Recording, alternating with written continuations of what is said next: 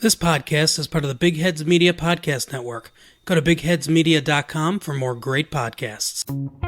Do you love NFL football fun and booze? Join us at Thirst and Goal Podcast every Saturday night for weekly NFL coverage, whiskey, bourbon, scotch, and beer reviews. We mix expert football analysis with signature drinks, original segments, and lots of laughs. Yes, that's right, football fans. Please join us at Thirst and Goal Podcast by heading over to thirstandgoal.buzzsprout.com or search Thirst and Goal on the web. If you're tired of boring podcasts, come join our football party.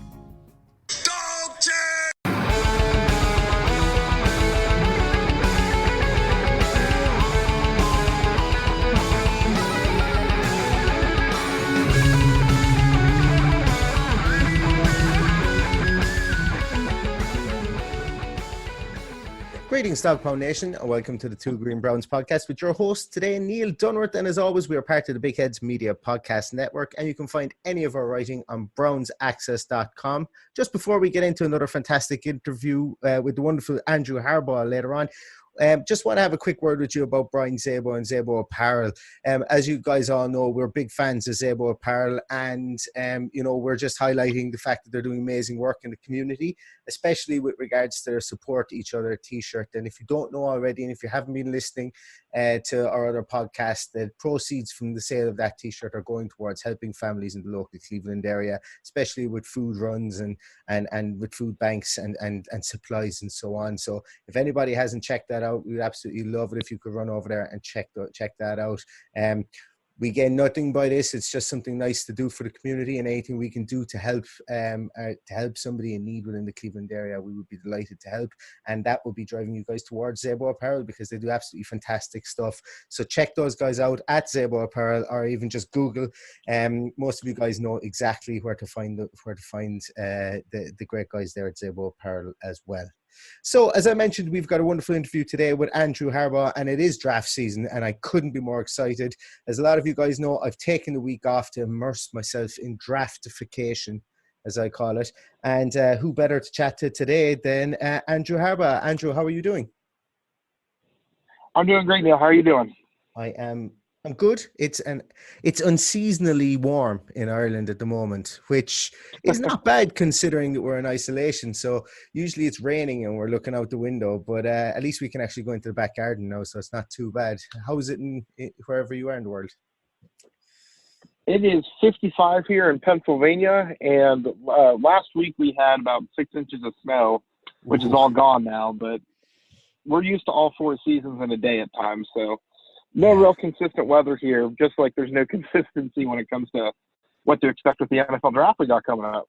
Exactly, yeah. And I think more so than any that this draft would be a little less consistent than others as well. And it was interesting that if you take the grammar out of Ian Rappaport's tweet during the week, where he said that an executive said to him that you guys are going to be wronger on a lot of the picks that we're going to have. If you take the poor grammar out of it, I think he could be right that this is going to be a bit more unpredictable, that people won't be able to kind of succumb to groupthink and to the fact that being around people at pro days and it's human nature to almost copy other people's results, and that can't happen this time around. So it is going to be really interesting. And what are your views on the way that the draft is going to be conducted this time? Do you think that you'll see maybe some eye-raising selections earlier than maybe people thought? I really think they should just be doing a conference call. I guess they got to do the Zoom stuff for TV purposes. Bleacher Report's going to be doing their own thing where I think it's just going to be the guys in the studios kind of talking about the pick. And I think ESPN and NFL Network could have got away with that.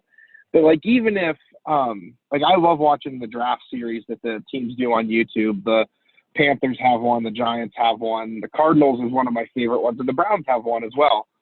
Rebuilding the Browns, which unfortunately has kept that same name for several years.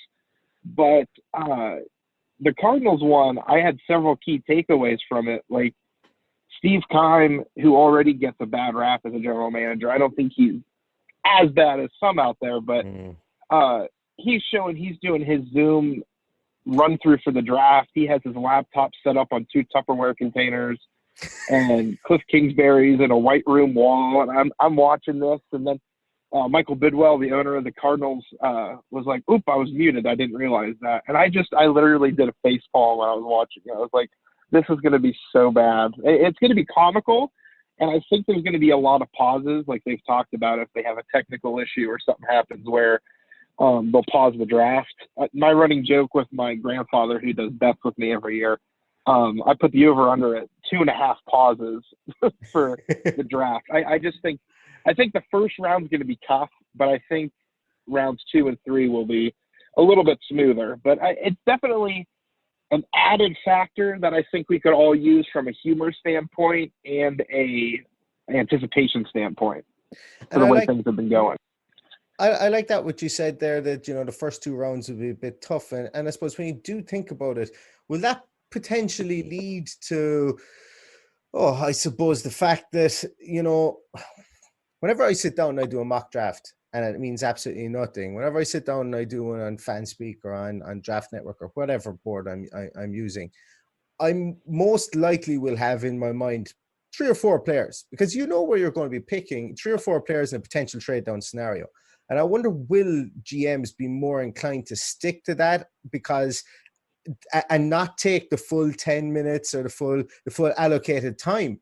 Will they be more inclined to stick to that, to what they've been thinking of doing, and almost, for want of a better word, will more of them more or less morph into a Gettleman from a stubbornness point of view, and take that player that they thought that they wanted if he was there, and maybe not explore the trade downs? Now, I think that the Browns will obviously do it because we're in a better position due to the youthful nature and to the demographic of our front office.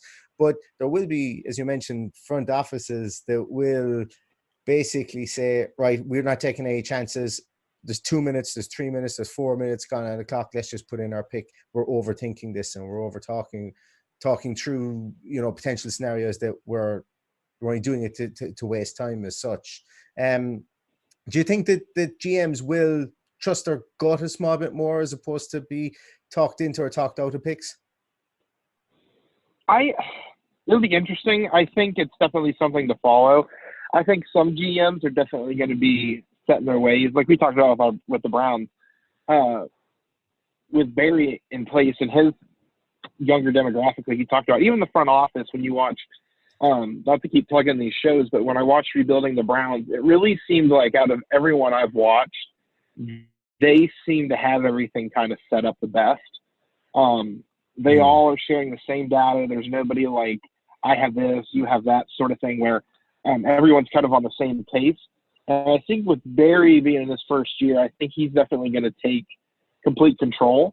Now, obviously, he's been a part of several Browns drafts where we have picks like Corey Coleman, but we've also got the Myles Garrett, which was a sure thing, I think, at the time.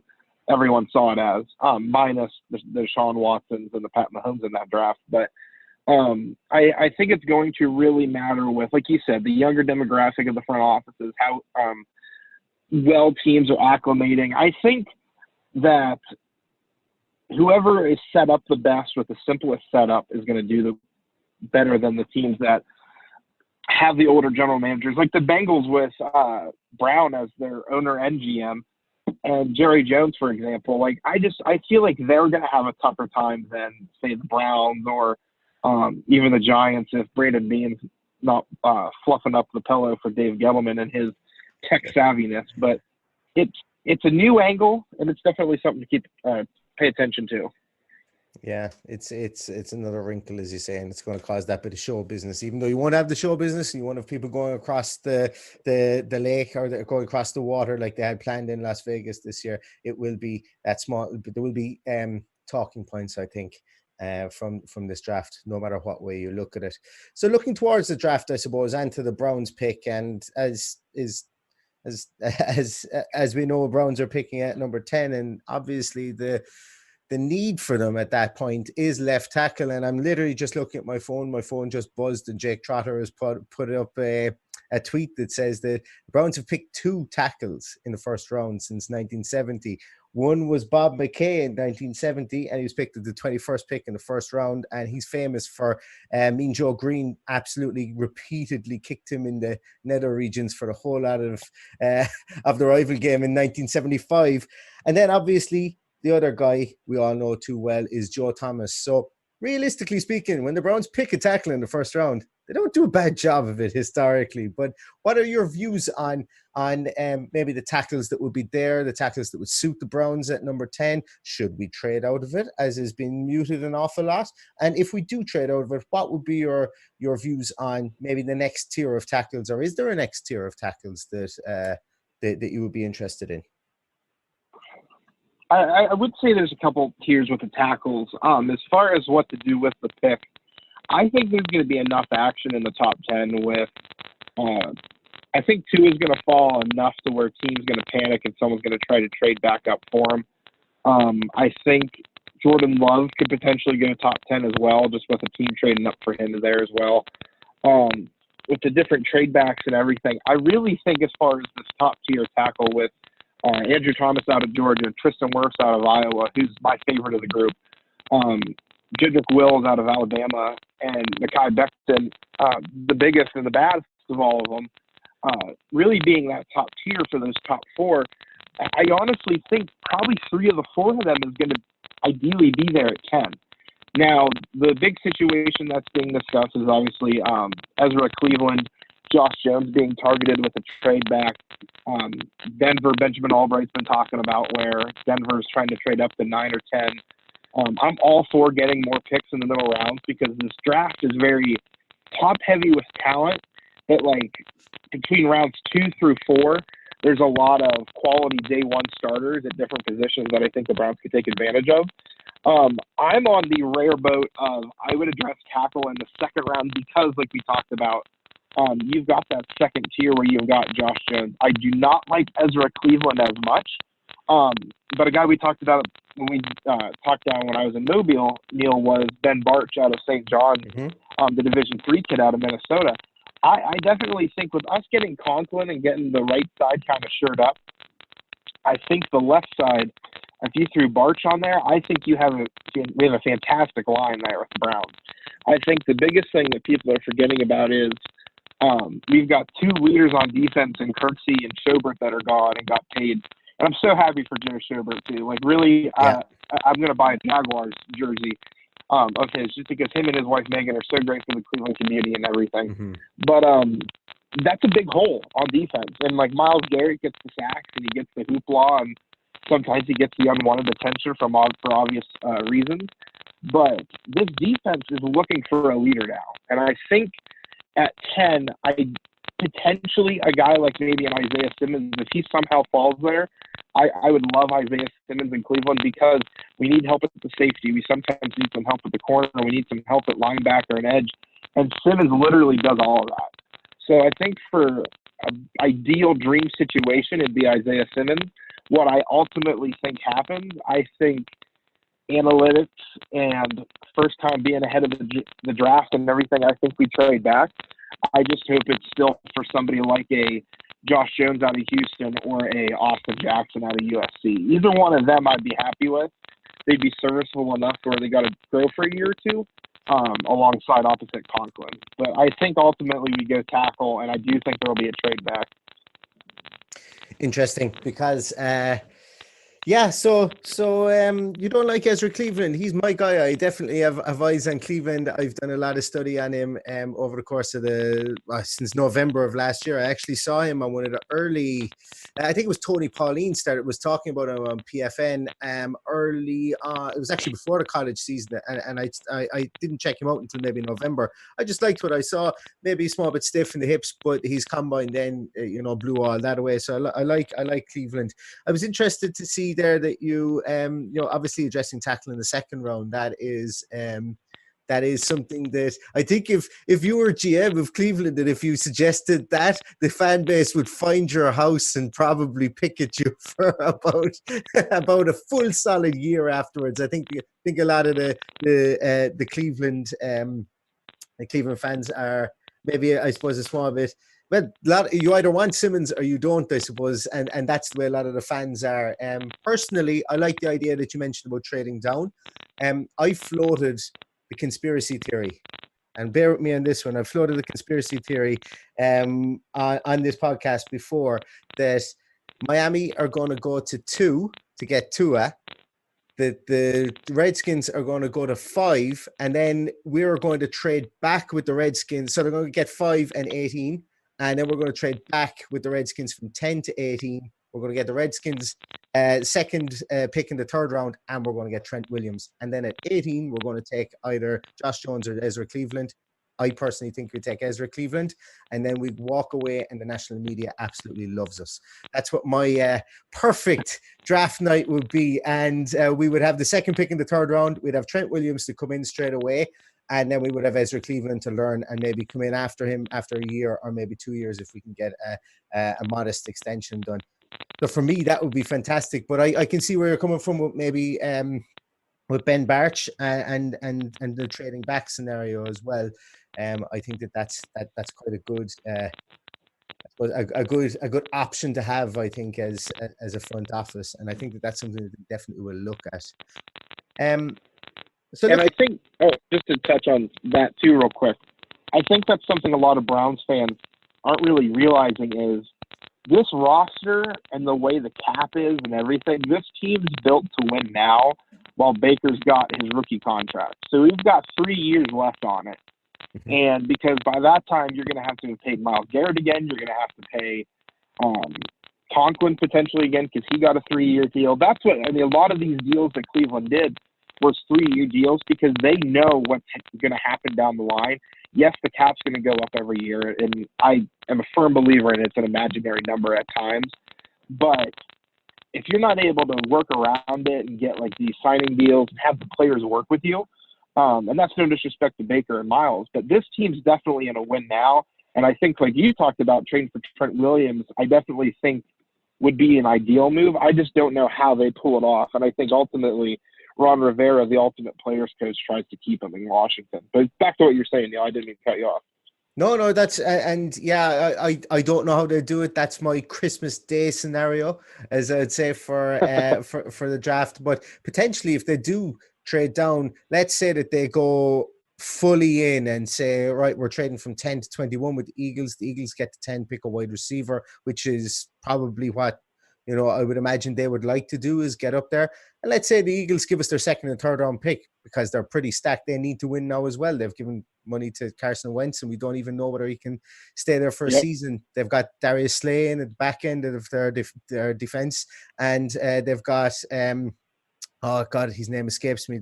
Who they bring in on the defensive line? Was it Javon Hargrave they brought in on the defensive line as well. So I think that they've bulked up in the areas they needed to, and wide receiver is the final piece. So they could move up and give us basically their first 3 rounds in the draft. Potentially they could. If that was to happen, I think we could use one of the third round picks that we would have to move for Trent Williams, still pick up left tackle at 21 even, and we still have an extra second round pick. And I think that is the sweet spot of this draft, the second and third round of this draft. And it seems to be universally accepted that the risk is a lot less there, I think, especially when we look at the heavy amount of wide receivers, safeties, I suppose linebackers maybe even a bit later in the draft and so on. And obviously the top end of the defensive tackles that are going to drop into that second round area. And to look towards day 2 picks and so on.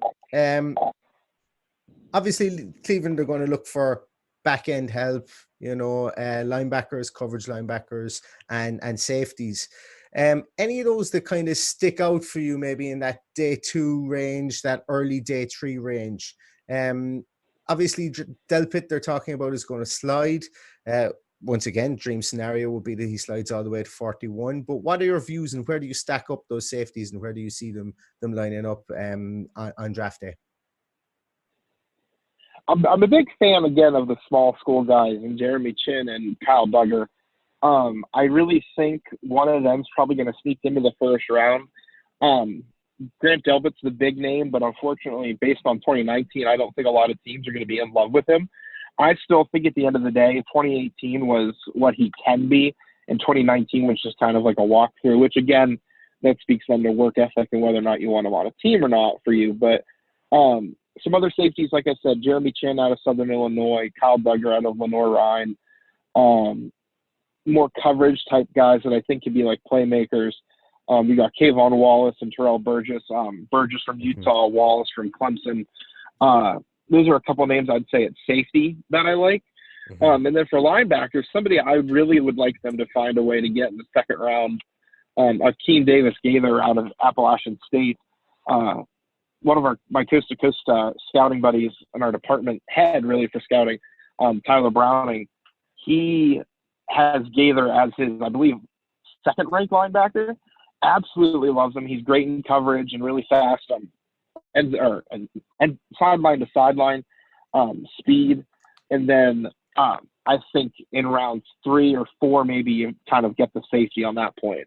I would say ideal dream scenario if we're going round by round here. First round, get the offensive line finished up. And if we still have the picks there in rounds 2 and 3, get the linebackers, that secondary group, shored up as well. Like we talked about, Demarius Randall's gone, Joe Sherbert's gone, and Christian Kirksey's gone. So there's definitely holes to fill across the board for this team. Absolutely. And you mentioned Terrell Burgess there, and I've just fallen in love with him over the last couple of days. I did a piece on Browns Access about it, and it was when I was looking at him, and I had looked at him previously, but it's like second time around I looked at him and I went, this guy's, I think he's nailed on slot corner. I think he comes in day one, he starts slot corner for the Browns and potentially could move back into a free safety role.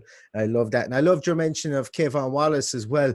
He's been mocked anywhere from the middle 100s all the way up to like 50, all the way up to like anywhere between 70, I suppose, and 140. You've seen him mocked anywhere there. And I suppose Kayvon Wallace is somebody that could potentially come in and play slot corner as well, or go in free safety as well. Do you want to elaborate a small bit on him? Because he's somebody that we haven't really spoken an awful lot about on the podcast here, but he is turning heads, I think, as the draft approaches.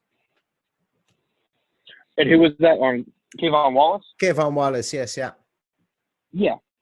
Yeah, so with him, he definitely was a little bit more of a playmaker. He's not a great tackler by any means. Another Senior Bowl guy that we got to see, him and Burgess were both down in Mobile this year, so I got to see them live. Wallace, to me, definitely, I think, fills that Demarius Randall role where his presence is always going to be felt with receivers and in the deep ball. I think if you have to put him in a corner a little bit, I think he could do it in spots. I wouldn't say put him there nonstop or trust him by any means to shut down a team's receiver. But I think as far as coverage and getting a turnover and stuff like that, that's something that this defense has really thrived on when they've been good over the last couple of years is while we may not have the great yardage per game numbers and we may not have the first downs and stuff like that we stop, for whatever reason, we always have been able to find the ball. And I think with this staff in place now, I think it's going to be predicated on playmakers even more just because like we have really pounding home here. It's just we have so many holes, and this defense is going to learn, and it's going to have a lot of rough games, and there's probably going to be some shootouts. But we have the offense to do that. It's just a matter of being able to survive the growing pains of a defense. But I like Kayvon Wallace if you're patient with him and you let him do what he can do and where he can thrive, and you can't really force him to do what he's not comfortable with. I would definitely say out of the two, Burgess, I think you can definitely have a little bit more flexibility with as a hybrid type role. But if you're looking for a strict playmaker, I would probably say Wallace is going to be your guy.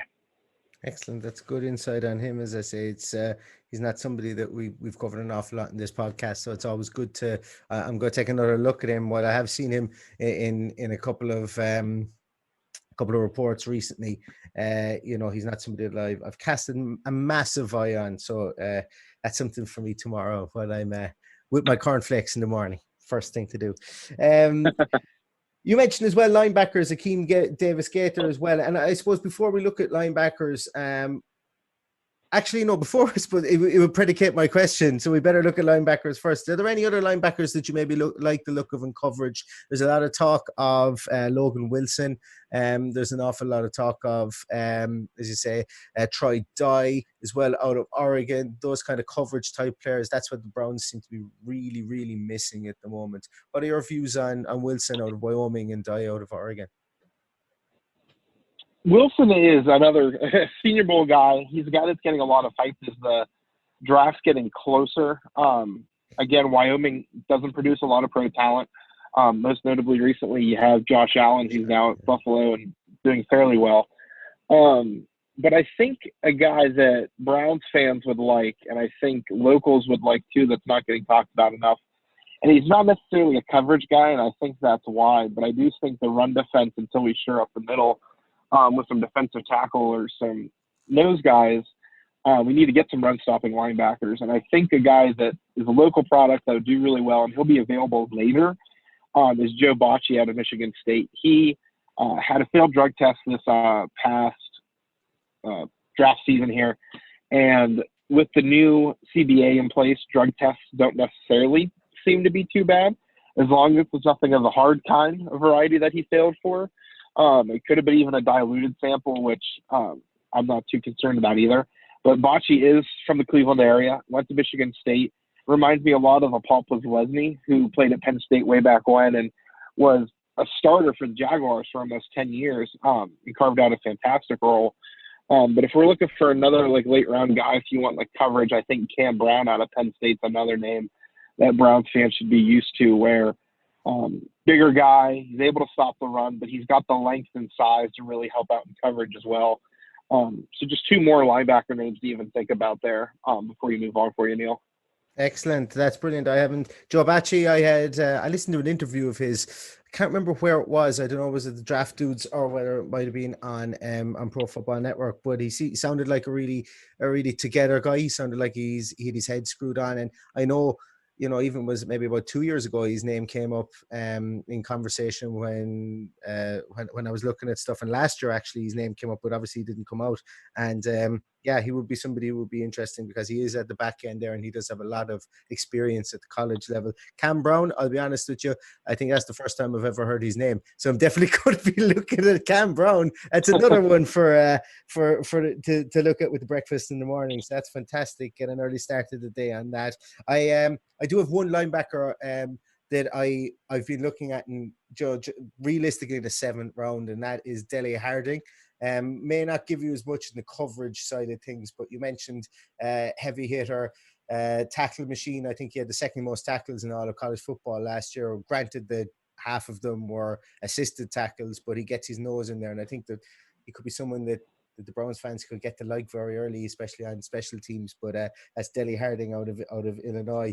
I just stumbled across him and happened to look up his stats, and I was blown away by the amount of total tackles that he had. He was only second to Evan Weaver, which I suppose speaks for itself in the amount of tackles that he had. But that's somebody there as well. And that actually, you kind of touched on my question I was going to ask before we went into the linebackers, and you said that that they're going to have to look at the run defense. So you're in charge of the scheme in Cleveland, and you're in charge of picking the players. Do you load up on defensive tackle and safety at the detriment of linebacker, or do you go traditionally and load up with linebackers? What's your kind of view on the NFL as it stands now, and maybe what the Browns should focus their areas on? I think linebacker definitely, takes precedence over anything else at this point. I'm very happy with Larry Ogunjobi in the middle. He was a fantastic find out of Charlotte a couple years ago. Both as a run stopper and pass rusher, I think he's really developing into something special. But no, I definitely think the linebackers need the most addressing. Mack Wilson, I don't know how he fell where he fell last year, and I think he was a bigger steal than Greedy Williams turned out to be. But I would definitely say that linebackers and safety, just the way the NFL is going, you have a couple teams that rely on that one true running back, like a Saquon Barkley, like a Christian McCaffrey. And even though they're the ones, they're still used so much. You get them out from behind outside the tackle box and use them in the receiving game more. So I definitely think speed at linebacker and safety, and even getting corners that can tackle, I think is going to be critical. That's something that I was not very happy with this last year with Denzel Ward and Greedy Williams. So, I mean, physical corners, physical safeties, and just you got to get some fast linebackers in there as well. And now I wasn't going to, but now I'm going to press you on physical corners as well, because that is a great point that you made as well there, that obviously we had our two top corners in Greedy and Denzel. This is the second year that Denzel missed games with injury, due to some say due to tackling technique. I know Greg Williams was big on that. He said that was the reason why. And we missed the two guys for, I think it was 4 or 5 games last year with soft tissue injuries. Yeah. Who would be maybe one of your middle to later round tough tacklers that you might be able to bring in there and slide in behind these guys? Because obviously we've got Kevin Johnson, he's made of glass too, so who would be maybe somebody that you'd be looking at there? I would say some guys to keep in mind with for as far as physicality goes. John Reed out of Penn State, he's definitely going to be around 5 or later pick if he decides to go that route. And then Lamar Jackson out of Nebraska as well. I will say, Neil, it'll be tougher to find highlights of film of him because whenever you type in Lamar Jackson highlights, you get all of the Baltimore Ravens stuff. But yeah. On a serious note with him, though, big dude. I believe he's 6'1", 6'2", over 200 pounds. He's big. He's physical. Handled himself very well down in Mobile. That's where I first had really heard of him, was down there this year. There was a couple players I didn't have when I went down there, and he was one of them. And since then, he's one of my top 15 corners. And I really think between John Reed and Lamar Jackson, I think that one of them would be fun to have in there. If I had my choice, I would take Lamar. I think John Reed's a little bit sloppy at times and can have a little bit of a Demarius Randall temper to him at times, which 15-yard penalties can be very detrimental, as we've experienced. So, but I think either one of them would be a fun presence. And I'm not saying go headhunt by any means, but you've got to let at least receivers think about you, be in there. And I think with Ward and Williams and, like you said, Kevin Johnson, I don't think anyone's worried about getting any sort of physical play with those 3 guys.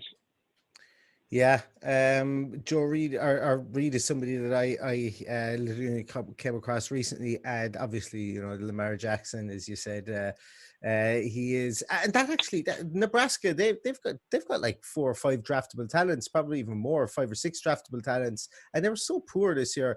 Am I right in saying, or am I mixing them up with Arkansas? Could be making them. Yeah, I mean Arkansas was bad too, but Nebraska also very, very underperformed with Scott Frost's second year. I don't know what happened with them. They got a talented quarterback, but and they have Scott Frost, who was there during the Tom Osborne storied seasons. It was quarterback for them. So I mean, they've got everything lined up to be successful. But yeah, no, they started out the year in the top 25, and I think they only won 4 games. Yeah, and it's it'd be interesting. Yeah, to see how many of those guys get drafted, and see, was it a scheme issue, was it a coaching issue, and so on. Because as we know, that can affect people. That can certainly affect people in the college game. Well, that's been absolutely excellent, Andrew. That's been a very, very good chat. As I say, the Browns, they have holes to fill, as you mentioned. They have things to do, and the whole NFL has a whole unknown at the moment with regards to this draft. And literally, just as I'm talking to you, Bleacher Report has just flashed up on my phone to say that once again, the unnamed source, who is very, very popular in draft circles, has said that the technical mock draft that they were doing their mock draft today at 1 p.m. and they were drafting was it Hall of Fame players. They were just drafting them just to see. Yes. And mock draft today, already technical issues with Cincinnati's first pick. This is brutal. Apparently somebody has texted Schefter to say that. So I wonder what curmudgeon who doesn't know how to use basic technology has been bitching and moaning already to Adam Schefter. But it's going to be interesting. People are going to get their excuses in early, and there are going to be a certain amount of people that will not be happy no matter what way this is held. And it's going to be nice and spicy, I think, on Thursday night when the first round does come around. So that's fantastic.